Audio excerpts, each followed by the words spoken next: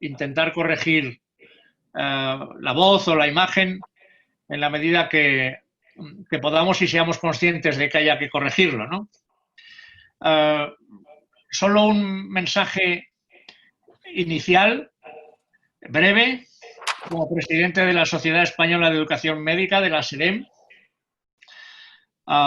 que hace algunas fechas, ya alguna semana, y de común acuerdo con la Conferencia Nacional de Decanos de Facultades de Medicina,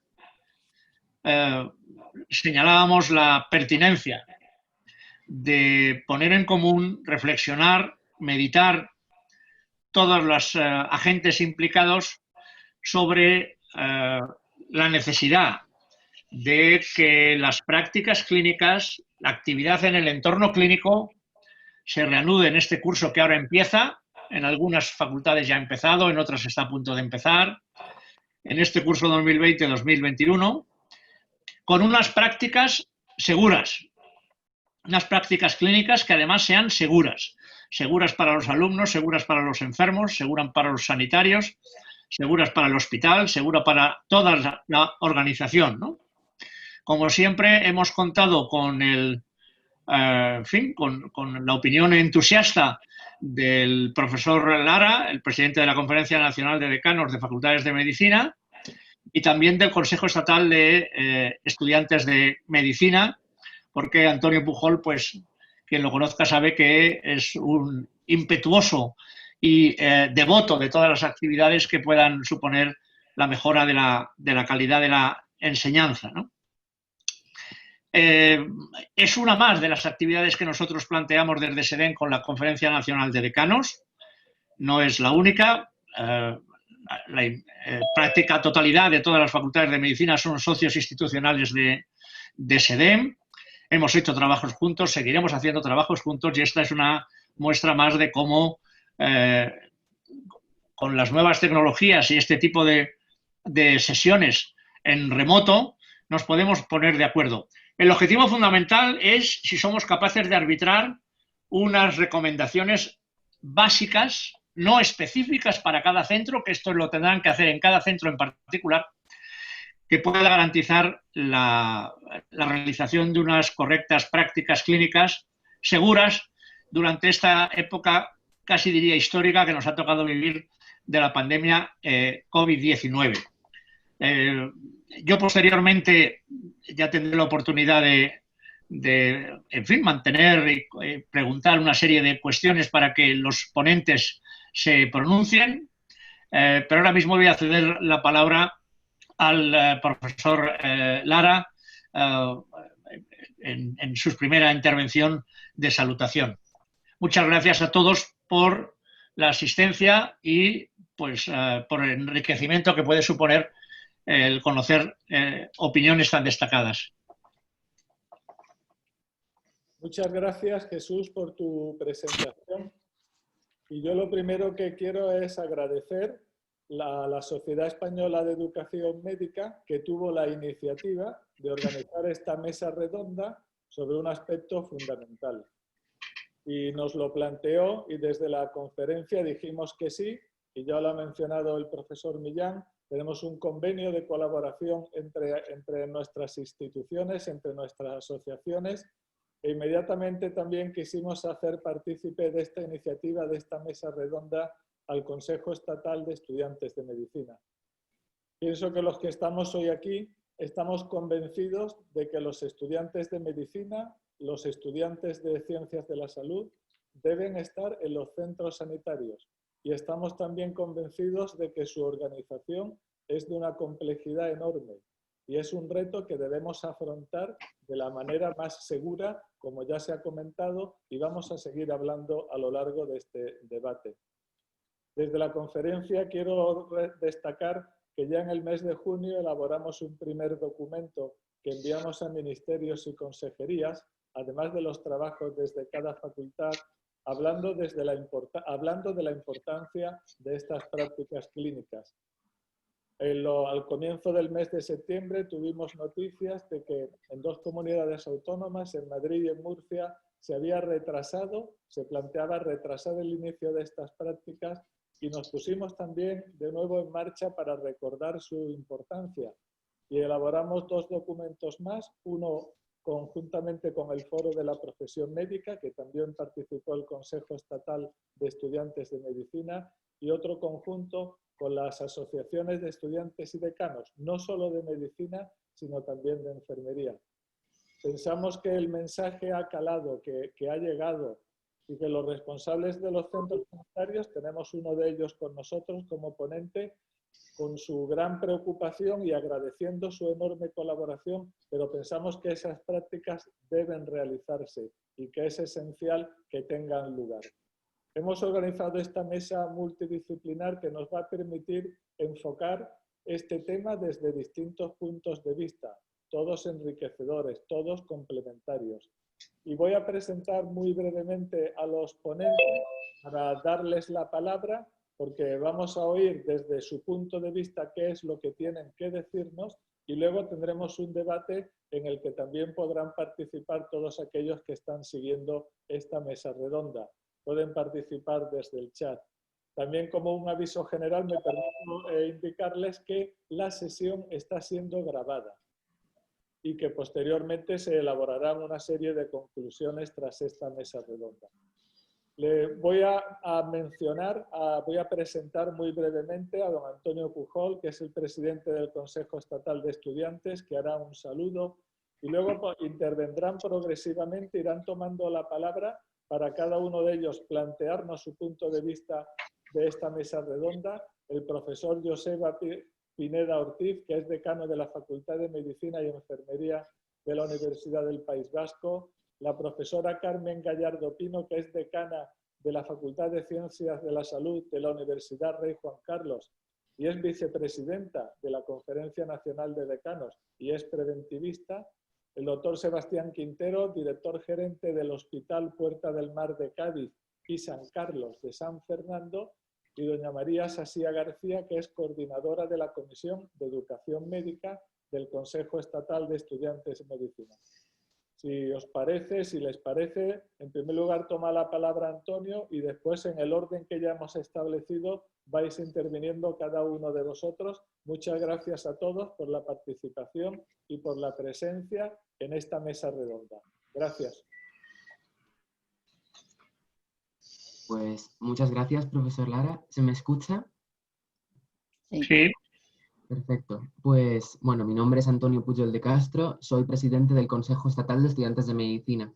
Lo primero que queríamos hacer era agradecer tanto a la Sociedad Española de Docencia y Educación Médica como a la Conferencia Nacional de Decanos de Facultades de Medicina por haber contado con nosotros hoy en esta mesa y siempre en todas las actividades que se están realizando y todos los proyectos relacionados al final, con la docencia médica, en el cual nosotros somos como una gente que podríamos ser pasivo, pero queremos aportar nuestro grano de arena en lo que al final nos va a afectar de una forma u otra.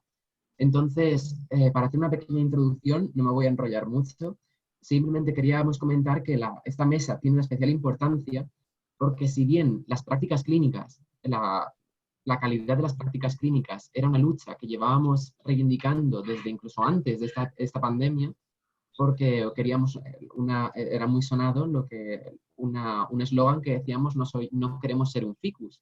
Es decir, desde antes de la pandemia estábamos buscando cuáles eran los puntos clave para que un estudiante de medicina pudiese sacar el máximo provecho a su rotatorio clínico, a sus prácticas clínicas. Entonces, ahora mismo la situación se ha agravado a su punto máximo. Al principio de la pandemia, lo que vimos fue que fuimos expulsados de prácticas. Los servicios estaban colapsados, la situación había una incertidumbre enorme, entonces se tuvo que tomar esta medida para poder salvar la labor asistencial de los hospitales. El curso, entonces, se salvó con medios online, con alternativas. Sin embargo, hemos visto que la práctica clínica, ese aprendizaje que tenemos los médicos a través de un contacto directo con el paciente, siendo acompañados por un profesional sanitario, no hay ninguna plataforma online que pueda sustituir ese aprendizaje en medicina que se hace de tú a tú. Esos valores humanos, esa comunicación, ese humanismo no se puede aprender o difícilmente si no es tratando con otros humanos. Entonces, lo que nos ha sorprendido con esta llegada de septiembre es volver a las universidades y ver que los hospitales no estaban preparados para recibir al estudiantado de medicina. Hemos visto que algunas comunidades, como han comentado Pablo y Jesús, Murcia y Madrid han decidido retrasar las prácticas o cancelarlas. En las últimas semanas sí que hemos visto que se han comenzado iniciativas para hacer unos planes de contingencia de formación para que podamos incorporarnos de la mejor forma posible. Sin embargo, hay que tener muy en cuenta que cuando los estudiantes nos incorporemos, no podemos hacer exclusivamente temas de seguimiento ni burocráticos. Nuestra formación no puede ser exclusivamente dedicada al COVID. Sigue existiendo una gran carga de patología de la cual tenemos que seguir recibiendo formación porque cuando terminemos nuestra formación vamos a enfrentarnos a ella. Entonces, esto es algo que sí que tiene que quedar claro en todas las universidades, que si bien podemos servir de apoyo en algún momento, nuestra formación tiene que ser integral en lo que es la medicina. Entonces, de nuevo, creemos que el objetivo de esta mesa puede servir para eso, para encontrar qué puntos pueden utilizarse en todas las universidades para que esta incorporación de los estudiantes se haga de la mejor forma posible y la docencia pues sea de la calidad que se espera. Así que de nuevo, muchísimas gracias por contar con nosotros y estamos a vuestra disposición.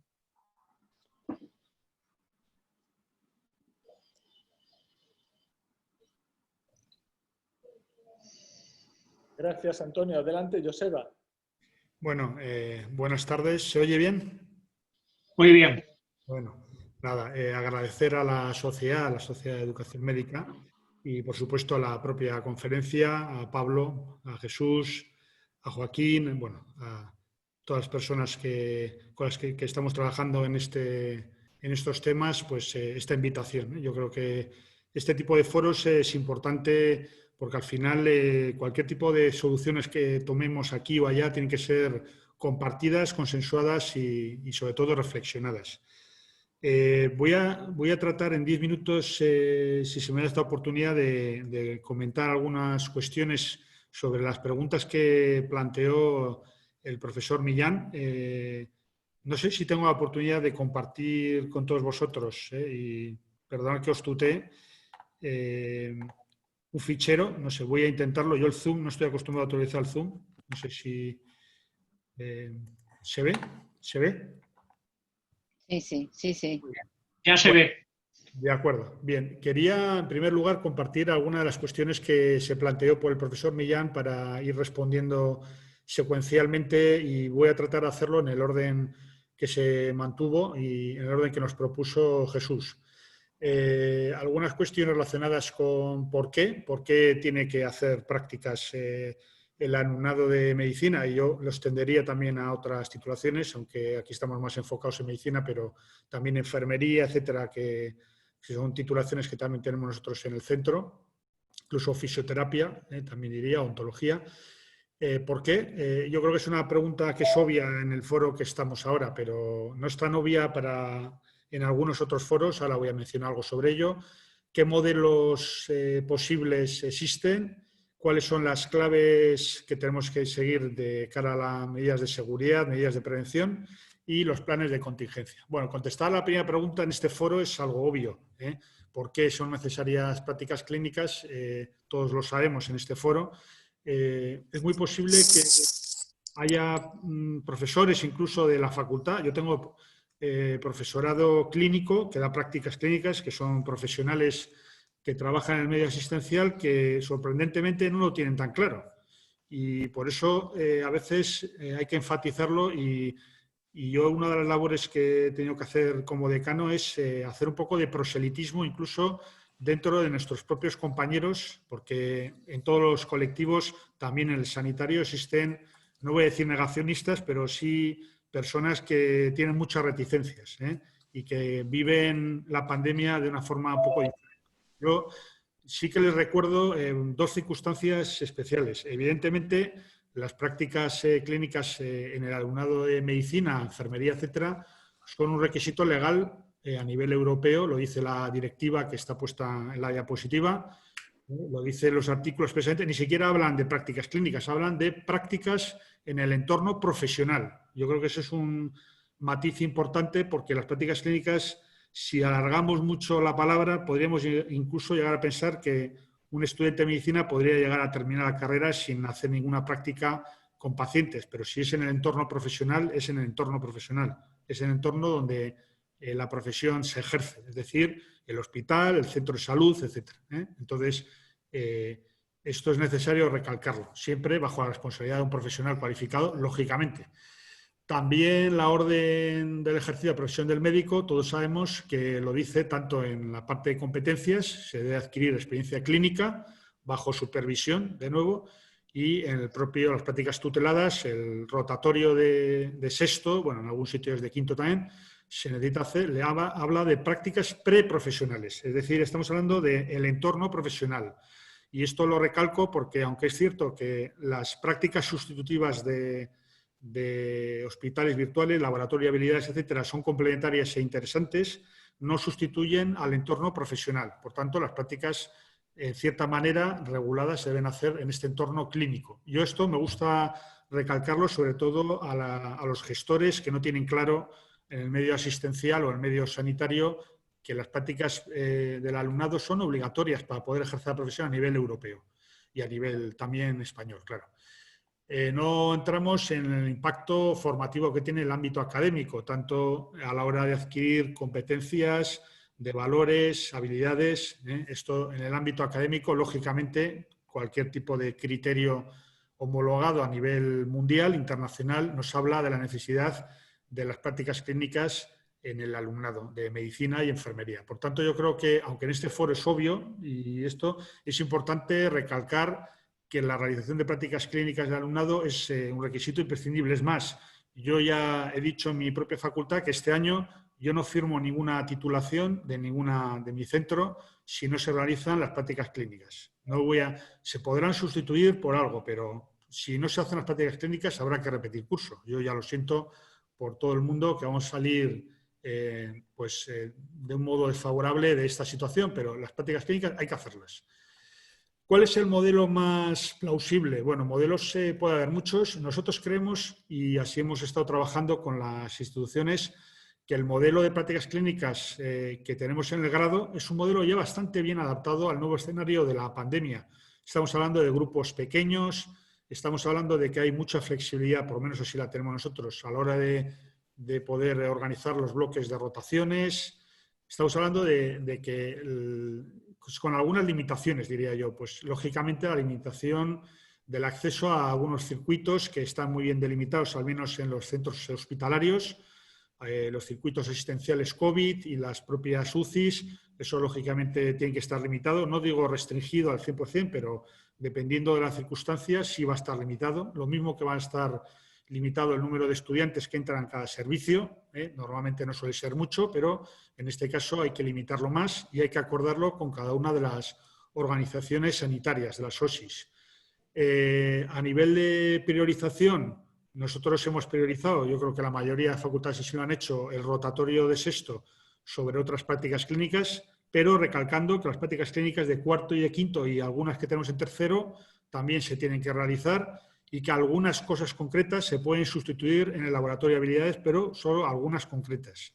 Y luego la participación del alumnado en este escenario pandemia también puede ser interesante y no de forma exclusiva, pero sí complementaria, pues puede ayudar en cuestiones de salud pública, pues comunicación, rastreo, aplicación de cuestionarios, algoritmos, etcétera. Y, por ejemplo, estoy pensando más en enfermería, pero también en medicina o incluso en la recogida y análisis de datos, no de forma exclusiva, repito, no se trata de sustituir el trabajo de los rastreadores ni de los epidemiólogos, pero sí de colaborar. Yo creo que pueden hacer una labor porque son estudiantes normalmente brillantes que tienen ya una formación previa de varios años y no estamos hablando de uno que acaba de llegar por ahí.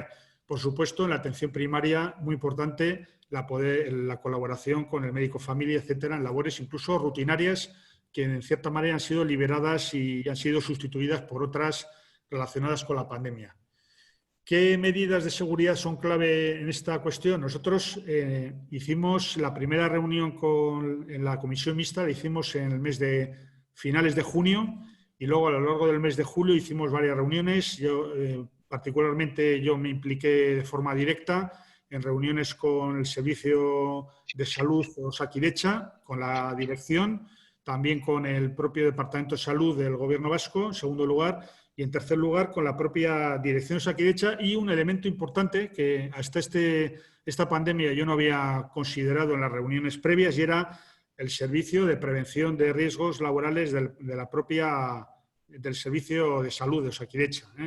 Puedo decir que en los últimos 3 meses mi relación con el jefe del servicio de prevención, Javier Arrizabalaga, ha sido casi como si fuera mi familiar. Ha habido conversaciones telefónicas, también he tenido la suerte de que es una persona muy accesible y he tenido conversaciones telefónicas con él, no voy a decir diarias, pero casi semanales, porque ha habido que estar muy encima del servicio para decirles que tenemos alumnos, que los alumnos van a entrar a los hospitales y a los centros de salud, y que a la hora de realizar los protocolos hay que considerar también a la formación pregrado, aparte de otra formación. En ese sentido, nosotros, el servicio de prevención, yo aquí siempre digo que cuando entran en otra empresa, en otra institución, es el servicio de prevención de esa empresa la que tiene que tomar las medidas, la facultad lo único que hace es seguirlas y en todo caso comentarlas, pero es el servicio de prevención, en este caso de Osakidetza, la que ha delimitado cuáles son las medidas de prevención, y lo que ha dicho básicamente es que los protocolos de actuación van a ser similares o asimilables a un profesional sanitario. Un alumno a nivel de prevención es asimilable a un profesional sanitario. ¿Qué cuestiones implica esto? Pues que allí donde esté tendrá que utilizar los equipos de protección individual, las EPIs, las mismas exactamente que el tipo de trabajo que vaya a realizar, aunque sea en formación. En segundo lugar, que se le va a considerar efectos de pruebas diagnósticas del virus, pruebas de PCR, etcétera, lo mismo que cualquier tipo de personal de nueva incorporación en el servicio. En este caso, en Osakidetza, todas las personas nuevas que se contratan se les hace una PCR. Aparte de los pacientes, a los profesionales que se contratan de nuevo también se les hace, y por eso a los estudiantes nuestros también. Y que luego el protocolo de detección y seguimiento de la infección, si es considerado un contacto estrecho o no en función de la utilización de EPIs, etcétera, o si tiene que estar aislado con PCR negativa, etcétera, todo ello van a seguir los mismos protocolos que se siguen para los profesionales titulados que están trabajando, en este caso en Osakidetza. Estas son un poco las premisas de pautas de actuación. Y la concreción, nosotros tenemos un documento que hemos acordado con el Servicio de Prevención de Osakidetza, un documento que no solamente lo hemos acordado con nosotros insistimos mucho, y esto sí que es un tema que nos ha resultado complicado. No queríamos solo acordarlo con la Dirección de Prevención, sino que la Dirección de Prevención teníamos mucho interés en que la socializara y la acordara, vamos a decir, a pie de cama, es decir, con las organizaciones, porque sí nos ha pasado alguna vez de acordar cosas a nivel de dirección y luego a nivel de OSIS y a nivel de hospitales, como van por otro lado y tienen su autonomía, pues no cumplirse. Entonces nosotros insistimos mucho con Javier. Javier, tenéis que acordar esto a nivel de OSIS. En las reuniones que tengáis de dirección tenéis que acordarlo. Y esto es un poco lo que viene en este listado, son las cuestiones que acordamos en su momento. Es decir, la firma de un documento de compromiso importante. A los alumnos se ha insistido mucho la necesidad de tener un compromiso y responsabilidad no solo dentro de la facultad y dentro de los centros asistenciales, sino también fuera, los fines de semana, en sus lugares de ocio, etcétera. Lo hemos conseguido con las prácticas clínicas en estas 3 semanas de prácticas, que ha habido pocos casos o ninguno, vamos a decir, que no sea fuera de esto. Los contagios son todos en la cafetería y permitidme esta licencia, pero digamos que jugando al mus. Cuando salen a jugar al mus y se quitan la mascarilla y empiezan a gritar es cuando se contagian, pero dentro del hospital ninguno, no tenemos ningún caso. También muy importante la realización del curso de formación. Se les ha dado acceso a la red de formación de Osakidetza y aquí en Sarea. Esto nos ha costado mucho logísticamente porque ha habido que buscar muchos datos y cosas que no teníamos, pero bueno, ya lo hemos hecho logísticamente. Tercero, información COVID. Cuarto, las pruebas de diagnóstico. Se les ha hecho una PCR de entrada a todos los alumnos de prácticas clínicas. Y último, lo que más nos ha costado es el tema de los uniformes y vestuarios. Esto, si queréis, luego lo comentamos si hay alguna cuestión concreta, sobre todo en enfermería. En enfermería ha habido alguna OSI donde hemos tenido que incluso organizar un vestuario aparte en un edificio de la facultad, porque no había espacio visible, o sea, posible en el propio hospital. Y lo hemos tenido que hacer con las medidas de seguridad, etcétera. Pero bueno, hemos llegado a un acuerdo y así lo hemos hecho. Este es el documento que firman los alumnos de responsabilidad de utilización de medidas de prevención en el hospital y fuera del hospital. Y luego las medidas básicas de contingencia, aprobamos en Junta Facultad el 22 de julio de este curso unas medidas para toda la facultad, no solo para las prácticas clínicas, sino para toda la facultad. No voy a entrar en los detalles, pero a nivel de horarios, pues me imagino que como todos hemos tenido que hacer muchas adaptaciones para poder adaptar lo que son los horarios a los aforos nuevos. Hemos llegado a aforos de un 50-40% de los aforos habituales en las aulas. Esto nos ha llevado a un modelo en el que las clases magistrales de grupos grandes, de medicina, por ejemplo, se hacen todos vía online y lo único que hacemos presencial son las prácticas de laboratorio, en los primeros cursos y las prácticas clínicas. En este recuadro de la derecha tenéis cuál es el porcentaje de presencialidad que damos. A partir de cuartos, el 100%. Las unidades docentes hemos intentado dar todas las clases magistrales y todas las clases presenciales porque había problemas, lo estuvimos ahí pasado en primavera, para que el profesorado clínico desde su despacho, sin entrar en la unidad docente, pudiera dar su clase online. Entonces, hemos hecho un esfuerzo grande dotando las aulas de streaming, etcétera, para que el profesor pudiera estar dentro de las aulas de la unidad docente y para que pudiera dar la clase y fuera presencial el 100%. Bueno, las medidas de prevención no voy a entrar. Hemos insistido mucho en las medidas que vienen resumidas en este esquema, el tema de la ventilación, el tema de la ocupación, el tema de las mascarillas, esto no es nada nuevo. Y las medidas organizativas, pues tanto las de aglomeraciones, colectivas, individuales, no voy a entrar en los detalles, pues hemos tenido que adaptarlo, yo me imagino como todo el mundo. Y en cuanto al manejo de trabajadores, esto tampoco voy a entrar en detalle. Manejo de estudiantes. Hemos creado una cosa que se llama Comité COVID, que hay uno en cada universidad. Hemos conseguido que la responsable COVID en la universidad sea alguien de nuestra propia facultad, lo cual también a nosotros nos facilita el tema. Y el comité COVID de la propia facultad, aparte del propio decano, está una responsable COVID, que es microbióloga, para más suerte, porque es la vicedecana alumnado de microbióloga. Y luego tenemos un asesor profesional, un preventista, que es profesor de preventiva, que es de hecho el responsable del servicio de prevención del Metro Bilbao, que es profesor nuestro y él está también ayudándonos en esta tarea. Y una asesora epidemióloga, que es una enfermera que tenemos en Donosti, que ha trabajado en el área de epidemiología del Gobierno vasco. Y este es el grupo de personas que estamos ahora mismo trabajando para el alumnado, porque como sabéis, el alumnado está en una situación de indefinición en las situaciones de prevención de la facultad, no solo en prácticas clínicas, sino en general, porque no está cubierto por el servicio de prevención, a no ser trabajadores, pero de alguna manera había que regularlo. Entonces lo estamos haciendo con el comité COVID.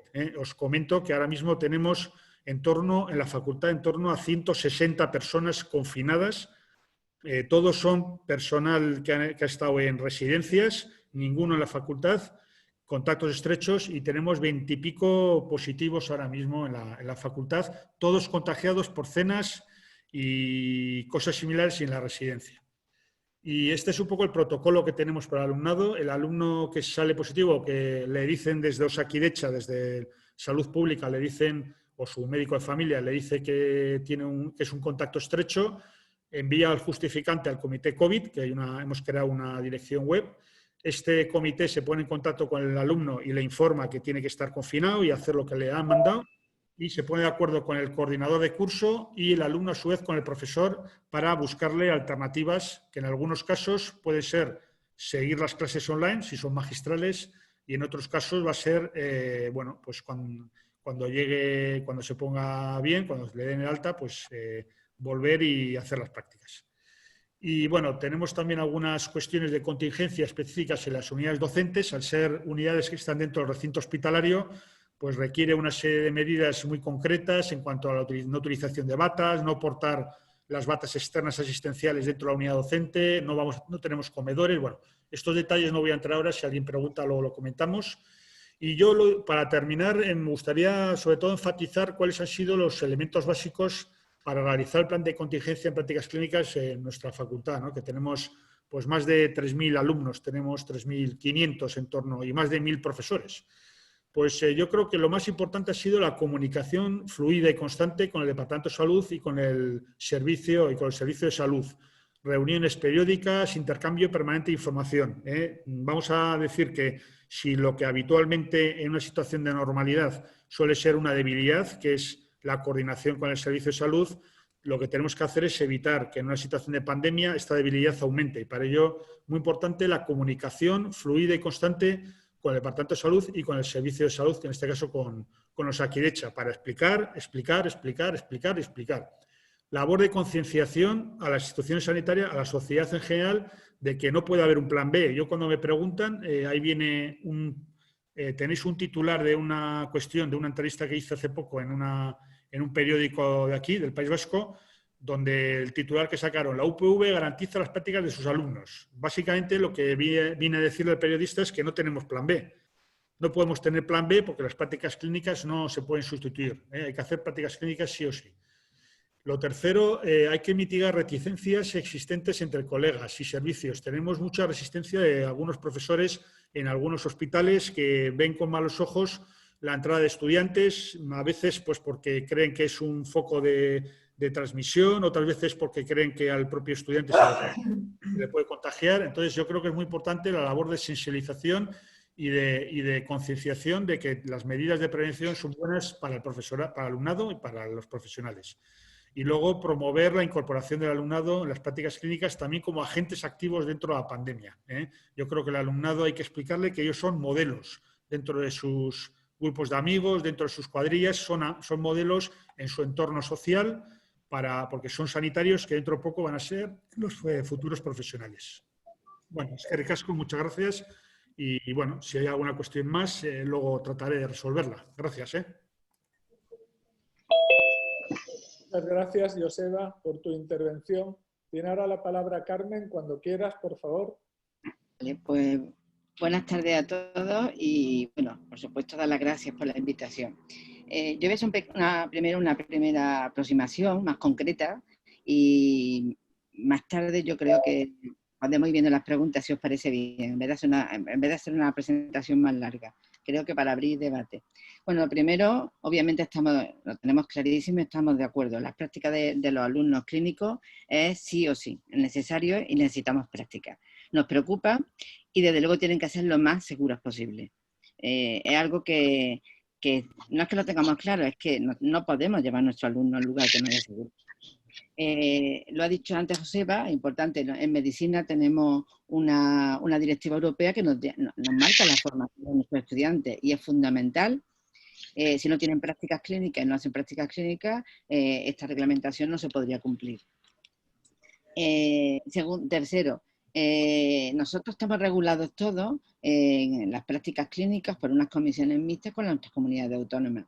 Es decir, que no es una actividad que cualquier decano pueda llevar a su libre albedrío y poder realizar las prácticas en el hospital que quiera o como quiera. Estamos sujetos ya a una normativa y estamos sujetos a una serie de plazas aseguradas, en el caso de medicina, con hospitales en los cuales no podemos compartir con otra universidad, posiblemente en otras comunidades autónomas. Esto es más fácil, pero en Madrid somos muchos, estamos varias facultades, públicas y privadas, y todavía es muchísimo más claro la delimitación que tenemos, lo cual nos exige ese nivel de concreción con las prácticas en medicina. Tercero o cuarto, no sé por dónde iba, creo que tercero, hay una cosa muy importante, riesgos. En el marco hospitalario, en las prácticas de los estudiantes lo hemos tenido siempre, esto no podemos olvidarlo. Nosotros tenemos que recordar que en nuestros alumnos, riesgo de infección, hay múltiples patologías por las cuales puede haber un contagio en un centro sanitario. No voy a enumerarla ahora porque creo que todas las podemos sospechar. Ahora tenemos una situación diferente, que no estábamos preparados, que nos cogió de sorpresa el año pasado, en marzo, y que además, en ese momento que no conocíamos bien el acercamiento a la patología, nos ha hecho tener que tomar otras decisiones.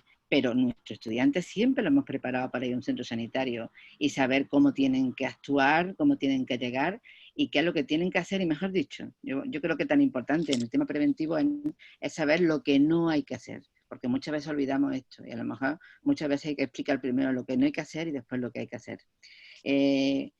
Yo creo que es importantísimo para plantear nuestros alumnos y a prácticas, tener en cuenta, yo creo que hay 3 niveles básicos. Por un lado, por ejemplo, el nivel de riesgo. ¿Qué riesgo es el que nos vamos a encontrar en el centro sanitario?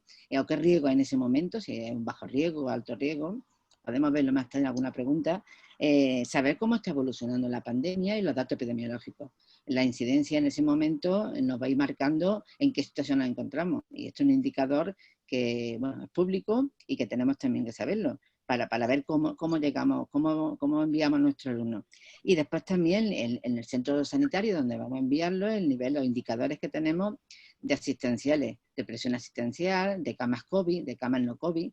Esto yo creo que ya nos da una visión de que cuando estamos hablando de prácticas clínicas es un terreno complejo, no es fácil, en el que en el caso nuestro llevamos trabajando aquí en Madrid desde, exactamente el final del mes de agosto, tenemos todo preparado para que nuestros alumnos empezaran las prácticas, una directamente, las de este curso, en otras universidades, otras facultades como la mía, íbamos a recuperar primero la del año pasado, en cursos anteriores, no en el último curso, y nos encontramos, bueno, pues que estos alumnos no han podido recuperarla, estamos en el momento que estamos, y el curso nosotros lo hemos comenzado este lunes, y estamos hablando de las próximas prácticas.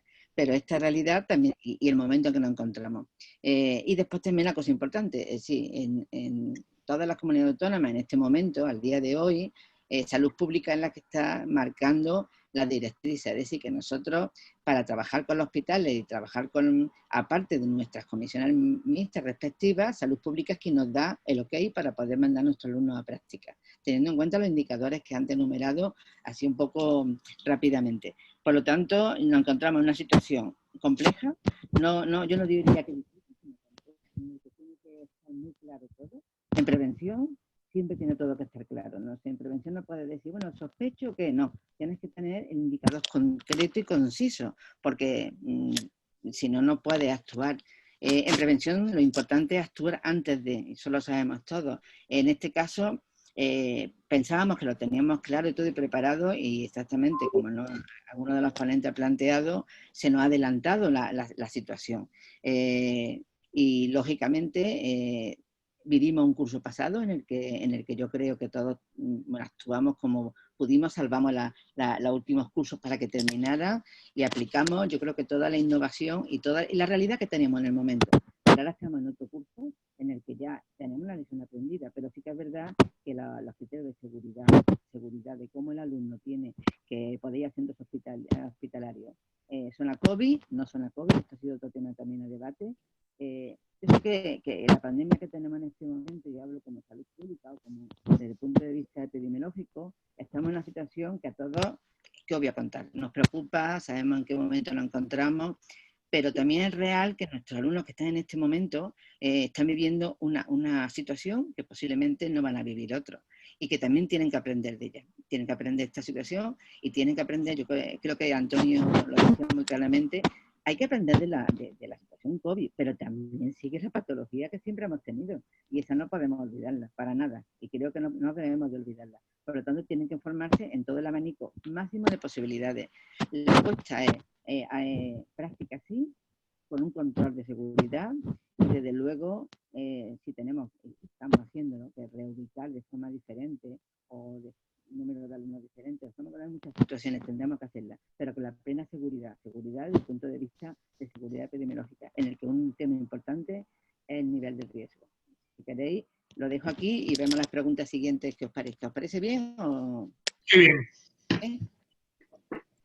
De acuerdo, Carmen, muchas gracias. Hemos tenido yo al menos alguna interferencia con el audio, pero se te ha oído pese a todo. O sea que muchas gracias y continuamos con el doctor Sebastián Quintero. Sebastián, cuando quieras, por favor.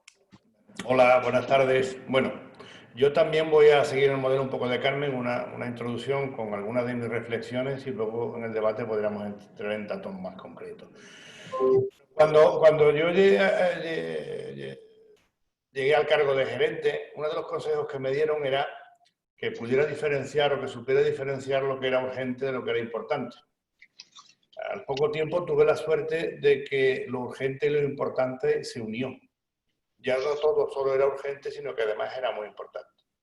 Y tuvimos que hacer de una manera, no diré precipitada, pero sí muy rápida, una adaptación a los hospitales para que todo el sistema sanitario estuviera enfocado a tratar el COVID. Eran hospitales para el COVID.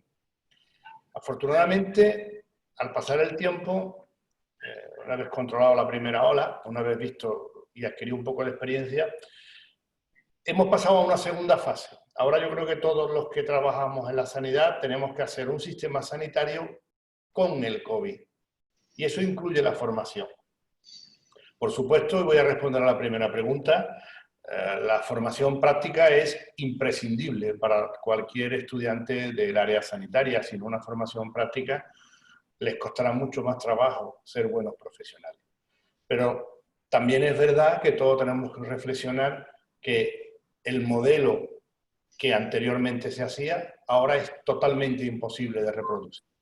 Nosotros no podemos tener plantas llenas de alumnos buscando a alguien que les enseñe algo. No podemos tener servicio con alumnos en un número importante que puedan colapsar, porque existe un gran riesgo en ambas direcciones. No es que los alumnos se vayan a contagiar del COVID, aquí también juegan al MUS, sino que los contagios vienen del MUS, vienen de los cumpleaños, vienen de la fiesta, hacia adentro. Es decir, no es tanto que se nos contagien como que actúen como vectores hacia adentro. Por lo tanto, nos vamos a encontrar con un problema de acceso y de circulación dentro de las instituciones sanitarias. También, esperemos que no, pero hay que tener en cuenta que hay disponibilidad de EPIs. Estamos recorriendo un camino nuevo, no sabemos hasta cuándo vamos a tener que estar y con qué material, qué cantidad de material vamos a tener que proteger, primero a los profesionales y después a todos los demás, y en ese todos los demás entran los alumnos. Y también para mí hay un dato importante. Ni los hospitales, ni la relación universidad-sistema sanitario público, creo que, y es una opinión personal, demasiado fluida ni demasiado correcta. No podemos volver a unos pocos profesores asociados, no podemos volver a unos pocos profesores en los hospitales, porque eso no va a dar abasto, no va a servir para hacer las prácticas que tenemos que hacer. A modo de reflexión, para terminar, yo creo por un lado que tenemos que hacer entre todos atractiva la docencia pregraduada a todos los profesionales del sistema público. Igual que la docencia posgraduada es muy atractivo, es decir, no solo porque el residente te quite trabajo, que es verdad, sino porque la mayoría de profesionales sí se implican y mucho en la formación de los residentes. Yo creo que podemos estar de acuerdo que eso cuesta más trabajo para que el profesional, el médico, la enfermera, la matrona, se implique en la formación del pregraduado. Eso pasa por muchas cosas, desde el reconocimiento a nivel de currículum o de bolsa de trabajo, económico, por qué no decirlo, o a lo mejor una relación más fluida entre sistemas sanitarios, hospitales, centros de salud y universidad. Por otra parte, también tenemos que aprovecharnos. Los hospitales no paran, mañana, tarde, noche. Los centros de salud trabajan mañana, tarde. No podemos repetir el modelo de práctica de un ratito por las mañanas. Hay que usar la mañana, hay que usar la tarde. No sé si habrá que utilizar la noche, es posible que no sea operativo. Pero tenemos que tener los alumnos que antes los concentrábamos, ahora tenemos que expandirlo, tanto en docentes como en horario y en actividad. Porque si no hacemos atractiva y si no utilizamos todos los recursos que tenemos, no vamos a poder hacer una buena docencia. Es decir, aprovechemos la crisis como una oportunidad, cambiemos o mejoremos el modelo de práctica. Y ya por último, apuntar dos ideas más. Por uno, tiene que haber una relación muy flexible, muy fluida y permanente entre universidad y sistema sanitario. Si no existe esa relación fluida, permanente, continua, nos va a costar trabajo porque este es un escenario extraordinariamente cambiante. Lo que hoy tenemos a lo mejor no tiene nada que ver con lo que vamos a tener dentro de 15 días o dentro de 7 días. Y entonces lo que a lo mejor hemos programado para hoy no nos sirve para dentro de esos días. Y también creo que sí es el momento de que todos esos magníficos laboratorios de simulación clínica que tenemos los aprovechemos de verdad. No podemos tener quirófanos de simulación, salas de simulación y utilizarlos un ratito, porque estamos perdiendo recursos que ahora, aquí y ahora, son fundamentales para complementar la formación a pie de cama o a pie de despacho o a pie de quirófano, que es imprescindible, pero que podemos compensarla con lo otro. Me detengo aquí, he aportado un poco los elementos que a mí me han hecho reflexionar sobre la formación que podemos ofrecer en los hospitales. Pongo, por ejemplo, esto es un complejo hospitalario, solo tenemos alumnos en un hospital, Felicidad que lo conocen, el Puerta del Mar. Bueno, tenemos otro hospital como el San Carlos con una gran capacidad asistencial y por lo tanto con una gran capacidad docente. No podemos limitarnos solo a los hospitales que tenemos la U de universitario, porque si no, no llegaremos a todos los que tenemos que llegar. Gracias.